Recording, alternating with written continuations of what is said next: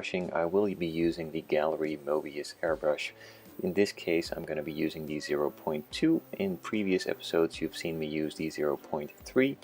Basically the same airbrush with a couple of small changes, but mainly the nozzle and needle are smaller, so it's a lot better for finer and smaller details, and that's why I decided to use it for the interior. Overall, I'm really happy with the quality of these airbrushes. They have gone up a lot since their previous airbrushes that I tested on the channel a while ago.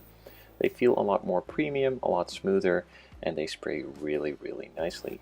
Yet they are still very affordable, and I do really recommend them. So if you want to check them out, I will be leaving a link in the description down to the Gallery website. They have many more other projects to offer as well, but mainly the Mobius airbrush is the one that I would recommend to try out. Now, since I went pretty wild as far as color goes on the exterior of the Aston Martin, I'm not sure if you guys remember, as that video was posted quite a while ago, but it's green-yellow that you can see right here. I decided not to go extreme on the interior, but just keep it cool and add some highlights. Now, there are some special editions, and there are some special edition decals in the kit from Alpha Model as well. I will not be using all of them, and I will not be placing them exactly where the special editions have them, but I will be making my own TSMC edition, so to speak. Now, for that, I'm going to go for a mainly black interior with some of these highlight green, yellow-ish colors.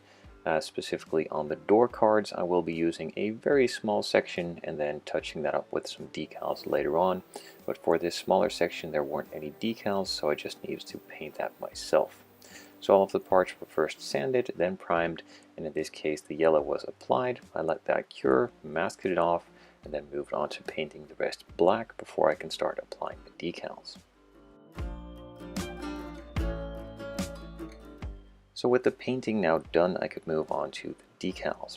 Now these are pretty simple and straightforward, as they are just straight lines. Now there are some decals for stitching as well, but I will not be using them, as those are simply held to place and not really much of it will be seen, as it pretty much fades away into the black background, and therefore I decided not to hassle with it and just use the ones that I'd like to see and pretend that all of the stitching is just black. The special edition that I mentioned earlier also has these top stripes on the headrest for the seat, but I decided just to keep it with the seat back and not do it on the headrest, so I had some spare decals which I then applied onto the dashboard to continue the center stripe that can be seen in some of the middle console bits for the rear too, which you will see later on.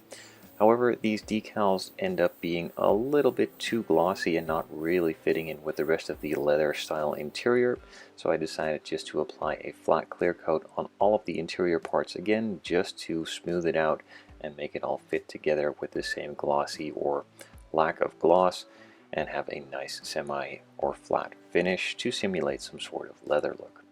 Now on the center console, specifically where you select the gears and all the other buttons are in this car, there is also a part that can be ordered, or at least on some of those special editions, in the same lime green yellow that is used on the exterior. Now that is, I believe, painted in a gloss. I decided to do it in a flat to make it look like a leather, to match the stripes on the seats and on the dashboard, and the center section of that needs to be painted black, and some decals needed to be applied there as well. So that was done. A flat clear coat was applied to make it match the rest of the interior, and in the meantime you can also see me started on the assembly already. On the dashboard, you also need to apply a couple of photo etch pieces for some speakers and some grill meshes for the vents. I forgot to add the vents before painting the dashboard black, so those were glued in, and then I will be painting them black by hand. But the ones for the speaker grills I intentionally left out, as I wanted them to be silver, and then with a bit of a wash from some Panaline accent color I will tone them down to fit in a little bit better with the decals that were supplied for the door panels. For some of the hand painting in this project, I will be using some colors that I recently added to the webshop, the tsmc.shop website, and these are from Mr. Hobby. I've heard a lot of good things and I wanted to try them out myself for a while, so I decided just to take the leap, add them to the web shop, and also test them out myself on some of the builds. Firstly, starting off with some brushing on details that you can see me do here, and then further on in time I will probably also start to try and airbrush some of them, as they are pretty good for that too, so I've heard. I haven't tried it yet, but so far with the brush painting alone, I'm already really happy with how they work. They cover really good, really smooth, and also dry super fast. So I'm pretty excited to see what they can do through an airbrush. If you want to see some projects where I test specific brands or lines of paints on a build, do let me know down in the comments below. I have the idea to try out a full build with only Tamiya paints, maybe some of the X or XF ranges, LP ranges, and I could also do some on Vallejo, or maybe even with the Mr. Hobby or Mr. Color colors that you see me use here. Do let me know if you think that is a good idea and something you want to see on the channel, and maybe also give me some other ideas while you're adding a comment down below anyway. Thank you guys for helping me out with the channel and with the web shop. Everything is much appreciated.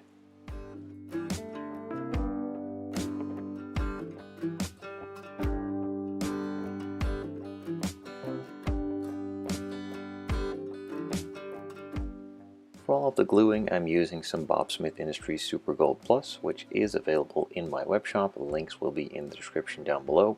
But sometimes it's not really that great of a bond, and therefore you could scratch up both of the areas that you're gluing together for the glue to seep into all of those scratches and rough marks to get a lot better of a bond and something much more permanent.